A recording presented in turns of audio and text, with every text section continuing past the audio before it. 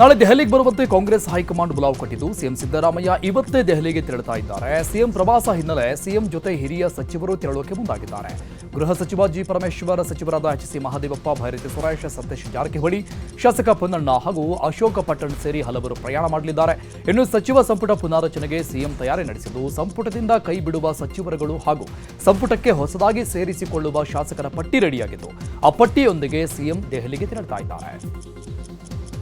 Sir ಡೆಲ್ಲಿಗೆ ಹೋಗ್ತಿದ್ದಾರೆ sir. ಡೆಲ್ಲಿಗೆ ಸಾಯಂಕಾಲ ಯಾರು ಡೆಲ್ಲಿಗೆ ಹೋಗ್ತಿದ್ದಾರೆ ಸರ್. ಡೆಲ್ಲಿಗೆ ಸಾಯಂಕಾಲ ಸರ್. ದೆಹಲಿಗೆ ಹೋಗುವ ವಿಚಾರವಾಗಿ ಸಚಿವ ಮುನಿಯಪ್ಪ ಮಾತನಾಡಿ, ನಾನು ದೆಹಲಿಗೆ ಹೋಗ್ತಾ ಇಲ್ಲ, ಅವರಿಬ್ಬರನ್ನ ಕರೆದಿದ್ದಾರೆ, ಅವರಿಬ್ಬರು ಹೋಗ್ತಾ ಇದ್ದಾರೆ, ಹೋಗಿ ಬರ್ತಾರೆ. ಸಚಿವ ಸ್ಥಾನ ತ್ಯಾಗ ಮಾಡುವ ವಿಚಾರವಾಗಿ ಮಾತನಾಡಿದ್ರು. ಎಲ್ಲದಕ್ಕೂ ತಯಾರಿದ್ದೇನೆ, ಹೈಕಮಾಂಡ್ ಏನ್ ತೀರ್ಮಾನ ಮಾಡಿದ್ರು ಅದಕ್ಕೆ ನಾವು ಬದ್ಧರಿದ್ದೇವೆ ಅಂತ ಹೇಳಿದ್ದಾರೆ. ನಾವೇನಾದ್ರೂ ಹೋಗ್ತಾ ಇದ್ದೀರಾ? ಇಲ್ಲ, ನಾವು ಅವರಿಬ್ಬರನ್ನ ಕರೆದಿದ್ದಾರೆ, ಅವ್ರು ಹೋಗಿ ಬರ್ತಾರೆ. ಎಲ್ಲಕ್ಕೂ ತಯಾರಿದ್ವಿ. ನೀವೇ ಹೇಳಿದ್ರೆ ನಾನೇ ತ್ಯಾಗ ಮಾಡ್ತೀನಿ ಅಂತ ಹೇಳಿದ್ರಿ. ಹೈಕಮಾಂಡ್ ಏನು ತೀರ್ಮಾನ ಮಾಡಿದ್ರೆ ಅದಕ್ಕೆ ನಾವೆಲ್ಲ ಬದ್ಧವಾಗಿ. ನಾಳೆ ಸಿಎಂ ಸಿದ್ದರಾಮಯ್ಯ ದೆಹಲಿಗೆ ಬರ್ತಿದ್ದಾರೆ ಅಂತ ಎಐಸಿಸಿ ಅಧ್ಯಕ್ಷ ಮಲ್ಲಿಕಾರ್ಜುನ ಖರ್ಗೆ ತಿಳಿಸಿದ್ದಾರೆ. ದೆಹಲಿಯಲ್ಲಿ ಮಾತನಾಡಿರುವ ಖರ್ಗೆ, ಕಾಂಗ್ರೆಸ್ ನಾಯಕರನ್ನ ಭೇಟಿ ಮಾಡಲು ಆಗಮಿಸುತ್ತಿದ್ದಾರೆ. ಇದರ ಬಗ್ಗೆ ನಾನು ಚರ್ಚೆ ಮಾಡಲು ಹೋಗಲ್ಲ, ರಾಹುಲ್ ಜಿ ಈ ಬಗ್ಗೆ ಮಾತನಾಡ್ತಾರೆ ಎಂದಿದ್ದಾರೆ. नहीं, वो देखिए इसमें नहीं बोल सकता, वो ठीक अलग है. राहुल जी बात करेंगे वो चीज़ों पे. नहीं, वो देखिए इसमें नहीं बोल सकता, वो ठीक अलग है. राहुल. ಇನ್ನು ಮುಖ್ಯಮಂತ್ರಿ ಸಿದ್ದರಾಮಯ್ಯ ಅವರನ್ನ ದೆಹಲಿಗೆ ಕರೆದಿರುವ ಬಗ್ಗೆ ಕಾಂಗ್ರೆಸ್ ನಾಯಕ ರಣದೀಪ್ ಸಿಂಗ್ ಸುರ್ಜೇವಾಲಾ ಪ್ರತಿಕ್ರಿಯೆ ನೀಡಿದ್ದು, ನಾಳೆ ರಾಜ್ಯಸಭೆ ಮತ್ತು ವಿಧಾನ ಪರಿಷತ್ ಚುನಾವಣೆಗಳ ಕುರಿತಂತೆ ನಮ್ಮ ಪಕ್ಷವು ಸಮಾಲೋಚನೆ ನಡೆಸ್ತಾ ಇದೆ. ಆದ್ದರಿಂದ ಸಿಎಂ ಸಿದ್ದರಾಮಯ್ಯ ಅವರಿಗೆ ಆಹ್ವಾನ ನೀಡಲಾಗಿದೆ. ದಯವಿಟ್ಟು ಬೇರೆ ರೀತಿಯಲ್ಲಿ ಊಹಾಪೋಹಗಳನ್ನ ಮಾಡಬೇಡಿ ಅಂತ ತಿಳಿಸಿದ್ದಾರೆ. ಸಿಎಂ ಸಿದ್ದರಾಮಯ್ಯ ದೆಹಲಿ ಭೇಟಿ ವಿಚಾರವಾಗಿ ಲೋಕೋಪಯೋಗಿ ಸಚಿವ ಸತೀಶ್ ಜಾರಕಿಹೊಳಿ ಮಾತನಾಡಿದರು. ಬೆಂಗಳೂರಲ್ಲಿ ಮಾತನಾಡಿದ ಅವರು, ನಾಳೆ 11 ಗಂಟೆಗೆ ಮುಹೂರ್ತ ಫಿಕ್ಸ್ ಆಗಿದೆ, ಆದರೆ ಒಳಗೆ ಏನ್ ನಡೆಯುತ್ತೋ ಗೊತ್ತಿಲ್ಲ. ಗೊಂದಲ ನಿಲ್ಲಬೇಕು ಅನ್ನೋದು ಎಲ್ಲರ ಅಭಿಲಾಷೆ. ನಾಳೆ ಕೀ ಓಪನ್ ಆದರೆ ಎಲ್ಲ ಗೊತ್ತಾಗಲಿದೆ, ಗೊಂದಲಗಳಿಗೆ ತೆರೆ ಎಳೆಯಬಹುದು. ನಾಳೆ ಎಲ್ಲ ಗೊಂದಲವೂ ಎಂಡ್ ಆಗುತ್ತೆ ಎಂಬ ನಿರೀಕ್ಷೆಯಲ್ಲಿದ್ದೇವೆ. ಬದಲಾವಣೆ ಆಗುತ್ತದೋ ಇಲ್ಲವೋ ಗೊತ್ತಿಲ್ಲ, ಆದರೆ ಗೊಂದಲವಂತೂ ಬಗೆಹರಿಯುತ್ತೆ. ಸಾಂದರ್ಭಿಕವಾಗಿ ರಾಜ್ಯಸಭೆ ವಿಷಯ ಚರ್ಚೆ ಆಗಬಹುದು ಅಂತ ಹೇಳಿದ್ದಾರೆ. 11 ಗಂಟೆಗೆ ಮುಹೂರ್ತ ಫಿಕ್ಸ್ ಆಗಿದೆ. ಅದೇನು ಮುಹೂರ್ತ ಫಿಕ್ಸ್ ಆಗಿದೆ ಅಷ್ಟ, ಒಳಗಡೆ ಏನೇನೇ ಗೊತ್ತಿಲ್ಲ. ಅಜೆಂಡಾ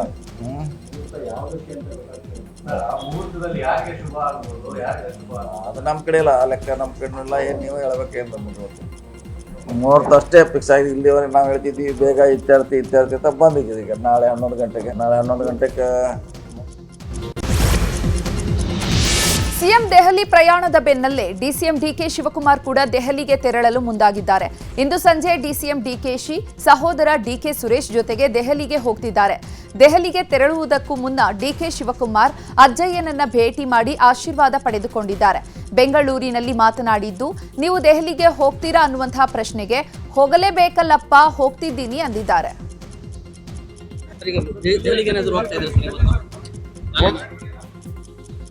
ಕೆಲವು ಸಂದರ್ಭದಲ್ಲಿ ಹೋಗ್ಬೇಕಾಗ್ತದೆ, ಹೋಗ್ತಾ ಇದ್ದೀನಿ.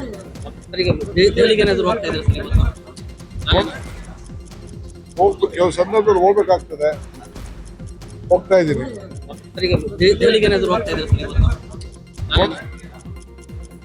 ಕೆಲವು ಸಂದರ್ಭದಲ್ಲಿ ಹೋಗ್ಬೇಕಾಗ್ತದೆ, ಹೋಗ್ತಾ ಇದ್ದೀನಿ.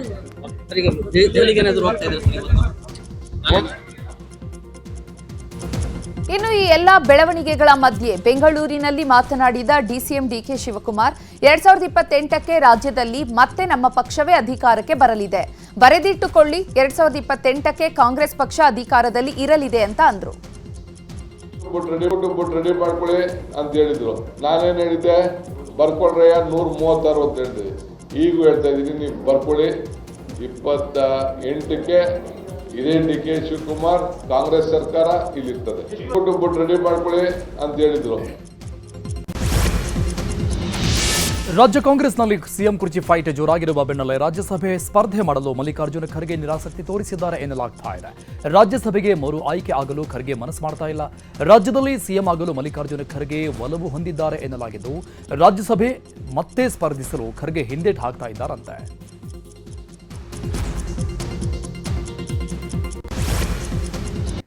ರಾಜಕೀಯ ಸುದ್ದಿಗಳನ್ನ ನೋಡೋಣ. ಬಿಜೆಪಿ ಪಾಳೆಯದಲ್ಲಿ ಚಟುವಟಿಕೆಗಳು ಗರಿಗೆದರಿವೆ. ಬಿಜೆಪಿ ರಾಷ್ಟ್ರೀಯ ಅಧ್ಯಕ್ಷ ನಿತಿನ್ ನಬೀನ್ ಇಂದು ಕೂಡ ಸಭೆ ನಡೆಸಿದ್ದಾರೆ. ಹೆಬ್ಬಾಳದಲ್ಲಿರುವಂತಹ ಖಾಸಗಿ ಹೋಟೆಲ್ನಲ್ಲಿ ಸಭೆ ನಡೆಸಲಾಗಿದೆ. ಸಭೆಯಲ್ಲಿ ರಾಜ್ಯಾಧ್ಯಕ್ಷ ವಿಜಯೇಂದ್ರ, ಸಂಸದ ತೇಜಸ್ವಿ ಸೂರ್ಯ ಸೇರಿದಂತೆ ಬಿಜೆಪಿಯ ಪ್ರಮುಖರು ಭಾಗಿಯಾಗಿದ್ರು. ಯುವ ಮೋರ್ಚಾ ಮತ್ತು ಸೋಷಿಯಲ್ ಮೀಡಿಯಾ ಇನ್ಫ್ಲೂಯೆನ್ಸರ್ಸ್ಗಳು ಕೂಡ ಸಭೆಯಲ್ಲಿ ಭಾಗಿಯಾಗಿದ್ರು. ಗ್ಯಾರಂಟಿ ಯೋಜನೆಯಲ್ಲಿ ಸುಮಾರು 100 ಕೋಟಿ ಮಿಸ್ಯೂಸ್ ಆಗಿದೆ ಅನ್ನೋ ಮಾಹಿತಿ ಇದೆ ಅಂತ ಡಿಸಿಎಂ ಡಿಕೆ ಶಿವಕುಮಾರ್ ಹೇಳಿದ್ದಾರೆ. ಇವತ್ತು ಬೆಂಗಳೂರಲ್ಲಿ ಮಾತನಾಡಿದ ಅವರು, ಮೃತರಿಗೂ ಯೋಜನೆಯ ಹಣ ಹೋಗ್ತಾ ಇದೆ ಅನ್ನೋ ಮಾಹಿತಿ ಇದೆ. ಸರಿಯಾದ ಫಲಾನುಭವಿಗೆ ಹೋಗ್ತಿದೆಯಾ ಗೊತ್ತಿಲ್ಲ. ಅದಕ್ಕಾಗಿ ಪರಿಷ್ಕರಣೆ ನಡೆಸಿ ದಾಖಲೆ ಕೇಳ್ತಾ ಇದ್ದೀವಿ ಅಂತ ತಿಳಿಸಿದ್ದಾರೆ. ಟೆಲಿಫೋನ್ ನಂಬರ್ಸ್ ಎಲ್ಲ ಯಾರೋ ಕೊಟ್ಬಿಟ್ಟಿದ್ದಾರೆ. ಸೊ ನಮಗೆ ಸರಿಯಾದ ಫಲಾನುಭವಿಗಳಿಗೆ ತಲುಪಿದ್ಯಾ, ತಲುಪ್ತಾ ಇಲ್ವಾ ಅನ್ನೋದು ಕೂಡ ನಮಗೆ ಮುಖ್ಯವಾದಂತಹ ವಿಚಾರ. ಈ ವಿಚಾರದಲ್ಲಿ ನಾವು ಅದನ್ನ ಮತ್ತೆ ಅವರಿಗೆ ನಿಮ್ಮ ದಾಖಲೆಗಳನ್ನ ಸರಿಯಾದ ರೀತಿಯಲ್ಲಿ ಕೊಡಿ ಅಂತ ಕೇಳಲಿಕ್ಕೆ ಈಗಾಗಲೇ ಚರ್ಚೆ ಅನೇಕ ಸಲಹೆಗಳು ಬಂದಿದೆ. ಗ್ಯಾರಂಟಿ ಪರಿಷ್ಕರಣೆ ಬಗ್ಗೆ ಡಿಕೆಶಿ ಹೇಳಿಕೆಗೆ ಆರ್ ಅಶೋಕ್ ಟಾಂಗ್ ಕೊಟ್ಟಿದ್ದಾರೆ.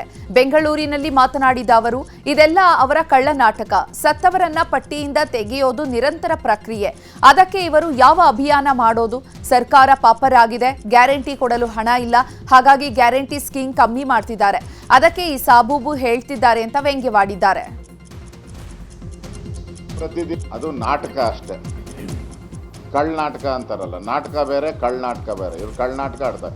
ಅದು ನಿರಂತರ ಪ್ರಕ್ರಿಯೆ. ಅದು ಸ್ವಾತಂತ್ರ್ಯ ಬಂದಾಗಿಂದನೂ ಕೂಡ 75 ವರ್ಷದಲ್ಲಿ ಸತ್ತೋರ್ನೆಲ್ಲ ತೆಗೆಯೋದು ನಿರಂತರ. ಪ್ರತಿ ತಿಂಗಳು ಪ್ರತಿದಿನ ತೆಗಿತಾನೆ ಇರ್ತಾರೆ. ಸರ್ಕಾರ ಪಾಪರಾಗಿ ಸರಿಯಾಗಿ ರೇಷನ್ ಕೊಡೋಕ್ಕೆ ಯೋಗ್ಯತೆ ಇಲ್ಲದೆ, ಗ್ಯಾರಂಟಿಗಳು ಕೊಡೋಕ್ಕೆ ಹಣ ಇಲ್ಲದೆ ಒಂದಲ್ಲ ಒಂದು ಸಬೂಬುಗಳನ್ನು ಹುಡುಕ್ತಾ ಇದ್ದಾರೆ.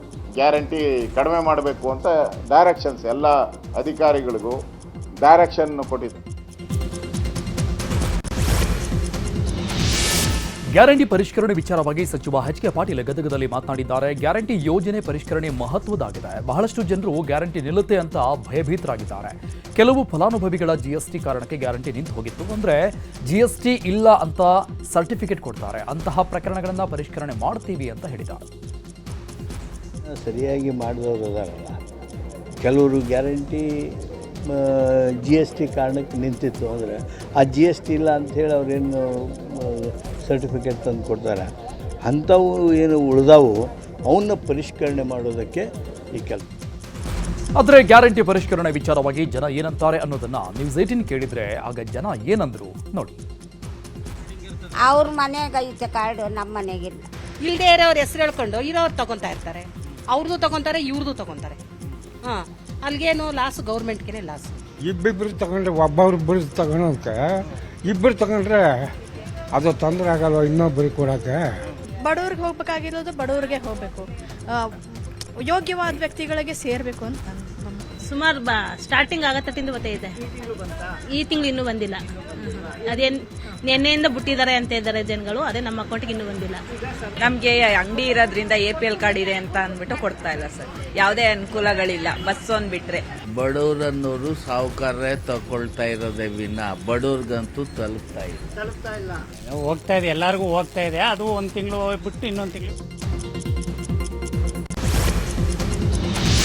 ಜುಲೈ 2ನೇ ವಾರದಲ್ಲಿ ಮಳೆಗಾಲ ಅಧಿವೇಶನ ನಡೆಯಲಿದೆ. ಈ ಬಾರಿ ಬೆಳಗಾವಿಯಲ್ಲಿ ಮುಂಗಾರು ಅಧಿವೇಶನ ನಡೆಸಲು ರಾಜ್ಯ ಸರ್ಕಾರ ಮುಂದಾಗಿದೆ. ಪ್ರತಿ ಬಾರಿ ಚಳಿಗಾಲದ ಅಧಿವೇಶನವನ್ನ ಬೆಳಗಾವಿಯಲ್ಲಿ ನಡೆಸ್ತಾ ಇದ್ರು. ಮುಂಗಾರು ಅಧಿವೇಶನವನ್ನ ಬೆಂಗಳೂರಿನ ವಿಧಾನಸೌಧದಲ್ಲಿ ನಡೆಸಲಾಗ್ತಾ ಇತ್ತು. ಆದರೆ ಈ ಬಾರಿ ಕಾಂಗ್ರೆಸ್ ಹೊಸ ಸಂಪ್ರದಾಯ ಶುರು ಮಾಡಿದೆ. ಈ ಕುರಿತು ಸ್ಪೀಕರ್ ಕಚೇರಿಗೆ ಸರ್ಕಾರ ಮಾಹಿತಿಯನ್ನು ನೀಡಿದ್ದು, ಜೂನ್ ಮೊದಲ ವಾರದಲ್ಲಿ ಬೆಳಗಾವಿಗೆ ಸ್ಪೀಕರ್ UT ಖಾದರ್ ಹಾಗೂ ಸಭಾಪತಿ ಬಸವರಾಜ ಹೊರಟ್ಟಿ ಭೇಟಿ ನೀಡಲಿದ್ದಾರೆ. ಸರ್ಕಾರದ ಸಂದೇಶದ ಬೆನ್ನಲ್ಲೇ ಸಚಿವಾಲಯದಿಂದ ಸಿದ್ಧತೆ ಜೋರಾಗಿದೆ. ಇನ್ನು ಬೆಳಗಾವಿಯಲ್ಲಿ ಮುಂಗಾರು ಅಧಿವೇಶನ ಕುರಿತು ಗದಗದಲ್ಲಿ ಮಾತನಾಡಿದ ಎಚ್ ಕೆ ಪಾಟೀಲ್, ಕ್ಯಾಬಿನೆಟ್ನಲ್ಲಿ ಚರ್ಚೆ ಆಗಿಲ್ಲ. 29ನೇ ತಾರೀಕಿನಂದು ಕ್ಯಾಬಿನೆಟ್ನಲ್ಲಿ ನಿರ್ಣಯ ಮಾಡ್ತೇವೆ. ಬೆಳಗಾವಿಯಲ್ಲಿ ಅಧಿವೇಶನ ಮಾಡ್ತೇವೆ. ಬದಲಾವಣೆ ನಿರ್ಣಯವಾಗಿಲ್ಲ ಅಂತ ಹೇಳಿದ್ದಾರೆ.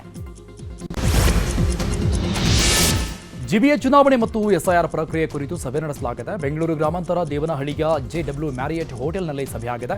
ಡಿಸಿಎಂ ಡಿಕೆ ಶಿವಕುಮಾರ್ ಹಾಗೂ ರಾಜ್ಯ ಕಾಂಗ್ರೆಸ್ ಉಸ್ತುವಾರಿ ಸುರ್ಜೇವಾಲಾ ಸಭೆಗೆ ಆಗಮಿಸಿದರು. ಇನ್ನು ಎಸ್ಐಆರ್ ಕುರಿತ ಸಭೆಗೆ ಬಾರದ ಪದಾಧಿಕಾರಿಗಳಿಗೆ ಡಿಸಿಎಂ ಡಿಕೆಶಿ ಶಾಕ್ ಕೊಟ್ಟಿದ್ದಾರೆ. ಪಕ್ಷದ ಸ್ಥಾನಮಾನದಿಂದ ಕಿತ್ತು ಹಾಕುವುದಾಗಿ ಡಿಕೆಶಿ ಹೇಳಿದ್ದಾರೆ. ಬಿಜೆಪಿ ಕಾಂಗ್ರೆಸ್ ಪಕ್ಷಗಳ ನಡುವೆ ಎಸ್ಐಆರ್ ಫೈಟ್ ಜೋರಾಗಿದೆ. ಎಸ್ಐಆರ್ ವಿಚಾರಕ್ಕೆ ಪ್ರತಿಕ್ರಿಯಿಸಿದ ಸಂಸದ ಡಾಕ್ಟರ್ ಕೆ ಸುಧಾಕರ್ ಕಾಂಗ್ರೆಸ್ ನಾಯಕರ ವಿರುದ್ಧ ಕಿಡಿಕಾರಿದರು. ಎಸ್ಐಆರ್ ವಿಚಾರ ಕಾಂಗ್ರೆಸ್ ನಾಯಕರ ದುರುದ್ದೇಶದಿಂದ ಕೊಡ್ತಾ ಇರುವ ಹೇಳಿಕೆಗಳನ್ನ ನೀಡ್ತಾ ಇದ್ದಾರೆ. ಮುಂದಿನ ಚುನಾವಣೆಯಲ್ಲಿ ಸೋತಿದ್ದೀವಿ ಅಂತ ಈಗಾಗಲೇ ಅಂದುಕೊಳ್ತಾ ಇದ್ದಾರೆ. ನಾಳೆಯ ಸೋಲಿನ ಪರಾಮರ್ಶೆಗೆ ಏನು ಕಾರಣ ಕೊಡಬಹುದು ಅಂತ ಈಗಲೇ ಮಾತನಾಡ್ತಾ ಇದ್ದಾರೆ. ಮತದಾರರ ಮತದಾನವನ್ನ ಯಾರೂ ಕಣ್ಣು ಮುಚ್ಚಿ ತೆಗೆದುಕೊಂಡು ಹೋಗೋಕ್ಕಾಗಲ್ಲ ಅಂತ ವಾಗ್ದಾಳಿ ನಡೆಸಿದ್ದಾರೆ. ರಾಜ್ಯದ ಸುದ್ದಿಗಳನ್ನು ನೋಡೋಣ. ಕೊಪ್ಪಳ ಜಿಲ್ಲೆಯಲ್ಲಿ ಉತ್ತಮ ಮಳೆಯಾದ ಹಿನ್ನೆಲೆ ರಸಗೊಬ್ಬರ ಖರೀದಿಸಲು ರೈತರು ಮುಗಿಬಿದ್ದಿದ್ದಾರೆ. ರಸಗೊಬ್ಬರದ ಅಂಗಡಿ ಮುಂದೆ ಬೆಳಿಗ್ಗಿನಿಂದಲೇ ರೈತರು ಸಾಲುಗಟ್ಟಿ ನಿಂತಿದ್ದಾರೆ. ಒಬ್ಬ ರೈತನಿಗೆ 1 ಚೀಲ ಯೂರಿಯಾ, 1 ಚೀಲ ಡಿಎಪಿ ಮಾತ್ರ ವಿತರಣೆ ಮಾಡಲಾಗ್ತಾ ಇದೆ. ಆಧಾರ್ ಕಾರ್ಡ್ ಹಿಡ್ಕೊಂಡು ರೈತರು ಕಾಯ್ತಿದ್ದಾರೆ. 1 ಎಕರೆಗೆ 1 ಚೀಲ ಗೊಬ್ಬರ ಸಾಕಾಗೋದಿಲ್ಲ. ಎಫ್ಐಡಿ ವಿಚಾರದಲ್ಲೂ ಕೂಡ ಸಮಸ್ಯೆ ಆಗ್ತಾ ಇದೆ ಅಂತ ರೈತರು ಹೇಳ್ತಿದ್ದಾರೆ. ಇತ್ತ ಕೃಷಿ ಇಲಾಖೆ ಉಪನಿರ್ದೇಶಕ ಸಿದ್ದೇಶ್ವರ ಮಾತನಾಡಿ, ಜಿಲ್ಲೆಯಲ್ಲಿ ರಸಗೊಬ್ಬರದ ಕೊರತೆ ಇಲ್ಲ. ಜಿಲ್ಲೆಯ 26 ರೈತ ಸಂಪರ್ಕ ಕೇಂದ್ರ, 60 ಸೊಸೈಟಿ, 600 ಖಾಸಗಿ ಅಂಗಡಿಗಳಲ್ಲಿ ಗೊಬ್ಬರ ಮಾರಾಟ ಮಾಡಲಾಗ್ತಾ ಇದೆ. ಡಿಎಪಿ ಸ್ವಲ್ಪ ಕೊರತೆ ಇದೆ ಅಂತ ಹೇಳಿದರು. ಲಾಡ್ಲೆ ಮಶಾಕ್ ದರ್ಗಾ ಗಲಭೆ ಕೇಸ್ಗಳನ್ನು ರಾಜ್ಯ ಸರ್ಕಾರ ವಾಪಸ್ ಪಡೆದುಕೊಂಡಿದೆ. ಈ ಹಿನ್ನೆಲೆ ಇವತ್ತು ಕಲಬುರಗಿಯಲ್ಲಿ ಹಿಂದೂ ರಕ್ಷಕ್ ಶಿವಾಜಿ ಬ್ರಿಗೇಡ್ ಸಂಘಟನೆ ವತಿಯಿಂದ ಪ್ರತಿಭಟನೆ ಮಾಡಲಾಯಿತು. ಕಲಬುರಗಿಯ ಎಸ್ಬಿಪಿ ವೃತ್ತದಿಂದ ಜಿಲ್ಲಾಧಿಕಾರಿ ಕಚೇರಿಯವರೆಗೆ ಮೆರವಣಿಗೆ ಮಾಡಲಾಗಿದೆ. ಸರ್ಕಾರದ ಅಣುಕು ಶವಯಾತ್ರೆ ಮಾಡಲು ಪ್ರತಿಭಟನಾಕಾರರು ಮುಂದಾದಾಗ ಪೊಲೀಸರು ನಿರಾಕರಿಸಿದ್ದಾರೆ. ಈ ವೇಳೆ ಕೆಲಕಾಲ ವಾಗ್ವಾದವಾಯಿತು. ಶಿವಸೇನಾ ಪಕ್ಷದ ರಾಜ್ಯಾಧ್ಯಕ್ಷ ಸಿದ್ದಲಿಂಗ ಸ್ವಾಮೀಜಿ ನೇತೃತ್ವದಲ್ಲಿ ಹೋರಾಟ ನಡೀತಾ ಇದ್ದು, ಸಚಿವ ಪ್ರಿಯಾಂಕ್ ಖರ್ಗೆ ವಿರುದ್ಧ ಆಕ್ರೋಶ ವ್ಯಕ್ತಪಡಿಸಿದ್ದಾರೆ. ಆಳಂದದ ಲಾಡ್ಲೆ ಮಶಾಕ್ ದರ್ಗಾದಲ್ಲಿ ನಡೆದ ಗಲಭೆ ಪ್ರಕರಣದ ಕೇಸ್ ವಾಪಸ್ ಪಡೆದ ಬೆನ್ನಲ್ಲೇ ಭಟ್ಕಳದಲ್ಲಿ ಗಲಾಟೆ ಶುರುವಾಗಿದೆ. ಕುಕ್ಕರ್ ಬ್ರದರ್ಸ್ ಸಂತತಿ ಭಯೋತ್ಪಾದಕರ ರೀತಿ ಮಾಡ್ತಿದ್ದಾರೆ ಅಂತ ಅಶೋಕ್ ಆರೋಪಿಸಿದ್ದಾರೆ. ಬೆಂಗಳೂರಿನಲ್ಲಿ ಮಾತನಾಡಿದ ಅವರು, ಮಾರನಕಟ್ಟೆಯನ್ನ ಒಡೆದು ಹಾಕಿದ್ದಾರೆ, ಪೊಲೀಸರು ಕೈಕಟ್ಟಿ ಕೂತಿದ್ದಾರೆ, ತುಷ್ಟೀಕರಣದ ಕಾರಣ ಗಲಭೆ ಆಗ್ತಾ ಇದೆ ಅಂತ ಅಂದ್ರು.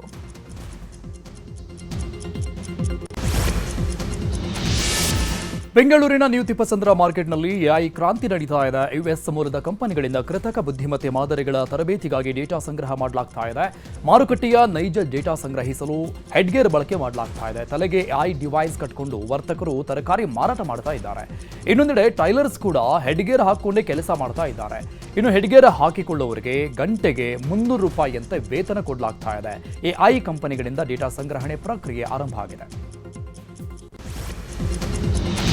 ಬೆಂಗಳೂರಿನ ಬಾಗಲೂರಿನಲ್ಲಿ ಯುವತಿಗಾಗಿ ಯುವಕನ ಕಿಡ್ನಾಪ್ ಮಾಡಿ ಹಲ್ಲೆ ಮಾಡಿರುವಂತಹ ಘಟನೆ ನಡೆದಿದೆ. ಯುವಕನನ್ನ ಕಿಡ್ನಾಪ್ ಮಾಡಿದ 5 ಆರೋಪಿಗಳನ್ನ ಬಾಗಲೂರು ಪೊಲೀಸರು ಬಂಧಿಸಿದ್ದಾರೆ. ಅಫಾನ್, ಶಾಯೀದ್, ಅರ್ಫಾತ್, ಮೋಸಿನ್, ಅಲಿ ಬಂಧಿತರಾಗಿದ್ದಂಥವರು. ಮೊಹಮ್ಮದ್ ರಫೀಕ್ ಎಂಬಾತನನ್ನ ಕಿಡ್ನಾಪ್ ಮಾಡಿದ್ರು.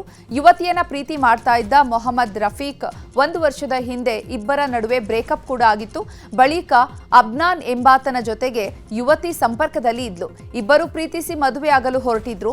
ಹೀಗಾಗಿ ದೇವನಹಳ್ಳಿ ಬಳಿ ಪ್ಲಾನ್ ಮಾಡಿ ಮರ್ಸಿಡೀಸ್ ಬೆನ್ಸ್ ಕಾರಿನಲ್ಲಿ ರಫೀಕ್ನನ್ನ ಕಿಡ್ನಾಪ್ ಮಾಡಿ ಹಲ್ಲೆ ಮಾಡಿ ಬಳಿಕ ಖುದ್ದು ಪೊಲೀಸರಿಗೆ ದೂರು ನೀಡಿದ್ರು.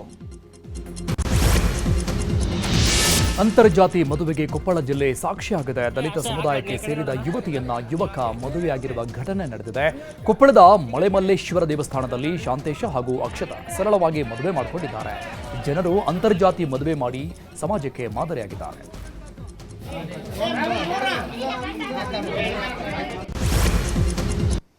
ಬಿಸಿಲ ಬೇಗೆ ಸುದ್ದಿಗಳನ್ನ ನೋಡೋಣ.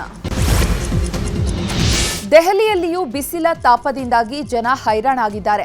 ಸೂರ್ಯನ ಶಾಖದಿಂದ ಟ್ರಾಫಿಕ್ ಪೊಲೀಸರು ಹೈರಾಣಾಗಿದ್ದಾರೆ. ಹೀಗಾಗಿ ಬಿಸಿಲ ಬೇಗೆಯಲ್ಲಿಯೇ ಕರ್ತವ್ಯ ನಿರ್ವಹಿಸುವ ಪೊಲೀಸರಿಗೆ ಎಸಿ, ಹೆಲ್ಮೆಟ್ ಮತ್ತು ಪೋರ್ಟಬಲ್ ಫ್ಯಾನ್ಗಳನ್ನು ನೀಡಲಾಗಿದೆ. ಸಂಚಾರಿ ಪೊಲೀಸರು ಹೆಲ್ಮೆಟ್ ಹಾಕೊಂಡು ಫ್ಯಾನ್ ಹಿಡಿದು ಡ್ಯೂಟಿ ಮಾಡ್ತಿದ್ದಾರೆ.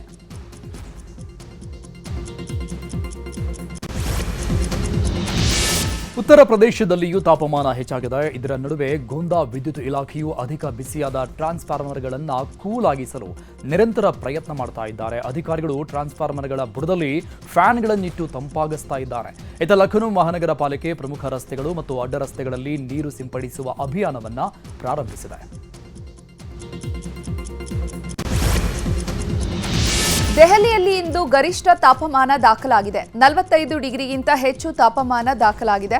ರಣ ಬಿಸಿಲಿಗೆ ಜನ ಕಂಗೆಟ್ಟಿದ್ದು ಬಿಸಿಲಿನ ಝಳ ತಡೆಯಲಾಗದೆ ಪರದಾಡಿದ್ದಾರೆ. ಪ್ರಾಣಿ ಪಕ್ಷಿಗಳಂತೂ ನೀರಿನಲ್ಲಿ ಬಿದ್ದು ಒರಳಾಡ್ತಾ ಇವೆ.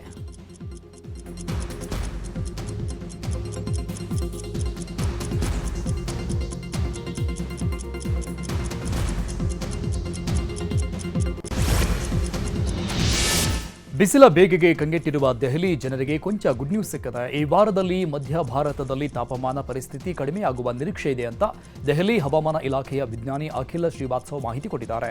ಆದರೆ ಉತ್ತರ ಪ್ರದೇಶ, ಪೂರ್ವ ಮಧ್ಯಪ್ರದೇಶ, ತೆಲಂಗಾಣ ಮತ್ತು ಒಡಿಶಾಗೆ ಮುಂದಿನ ಕೆಲವು ದಿನಗಳವರೆಗೆ ರೆಡ್ ಅಲರ್ಟ್ ನೀಡಲಾಗಿದೆ.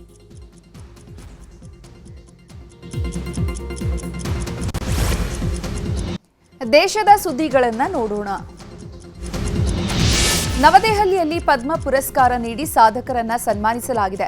ರಾಷ್ಟ್ರಪತಿ ದ್ರೌಪದಿ ಮುರ್ಮು ಪ್ರಶಸ್ತಿ ಪ್ರದಾನ ಮಾಡಿದ್ದಾರೆ. 1300ಕ್ಕೂ ಅಷ್ಟಾನದಾನ, 5 ಶತಾವಧಾನ ಕಾರ್ಯಕ್ರಮಗಳನ್ನು ನೀಡಿರುವಂತಹ ಕರ್ನಾಟಕದ ಶತಾವಧಾನಿ ಗಣೇಶ್ಗೆ ಈ ಬಾರಿಯ ಪದ್ಮ ಪ್ರಶಸ್ತಿ ಲಭಿಸಿದೆ. ಪಾಂಡವಪುರದ ಗ್ರಂಥಪಾಲಕ ಅಂಕೇಗೌಡರಿಗೂ ಗೌರವ ಲಭಿಸಿದೆ. ಇನ್ನು ಪದ್ಮ ಪುರಸ್ಕಾರ ಕಾರ್ಯಕ್ರಮದಲ್ಲಿ ಪ್ರಧಾನಿ ನರೇಂದ್ರ ಮೋದಿ, ಗೃಹ ಸಚಿವ ಅಮಿತ್ ಶಾ, ಉಪರಾಷ್ಟ್ರಪತಿ ರಾಧಾಕೃಷ್ಣನ್, ಕೇಂದ್ರ ಸಚಿವ ಕುಮಾರಸ್ವಾಮಿ ಸೇರಿದಂತೆ ಹಲವು ಗಣ್ಯರು ಭಾಗಿಯಾಗಿದ್ದರು. 58 ಪದ್ಮ, 2 ಪದ್ಮ ವಿಭೂಷಣ, 6 ಪದ್ಮಭೂಷಣ ಪ್ರಶಸ್ತಿಯನ್ನು ನೀಡಲಾಗಿದೆ.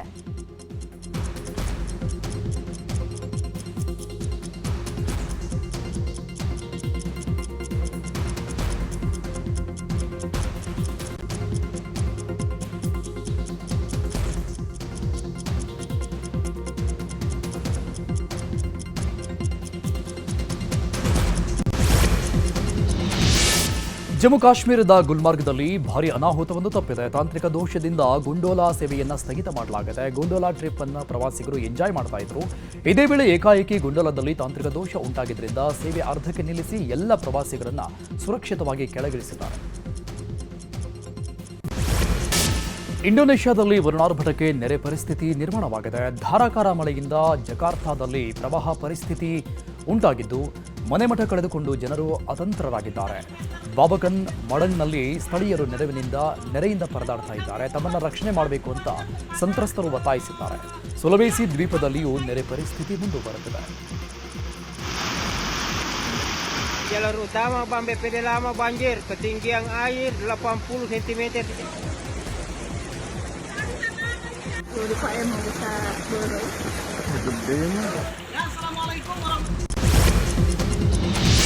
ಕ್ಯಾಲಿಫೋರ್ನಿಯಾದ ಕೈಗಾರಿಕಾ ಪ್ರದೇಶದಲ್ಲಿ ಭಾರೀ ಬೆಂಕಿ ಅವಘಡ ಸಂಭವಿಸಿದೆ. ಕೈಗಾರಿಕಾ ಪ್ರದೇಶದ ಸೌತ್ ಗೇಟ್ನಲ್ಲಿ ಈ ಘಟನೆ ನಡೆದಿದ್ದು ಬೆಂಕಿಯ ಕೆನ್ನಾಲಿಗೆಗೆ ದಟ್ಟ ಹೊಗೆ ಆವರಿಸಿದೆ.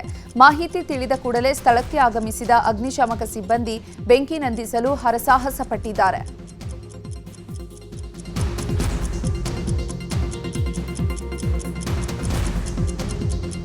ಕ್ಯಾಲಿಫೋರ್ನಿಯಾದ ಕೈಗಾರಿಕಾ ಪ್ರದೇಶದಲ್ಲಿ ಭಾರೀ ಬೆಂಕಿ ಅವಘಡ ಸಂಭವಿಸಿದೆ.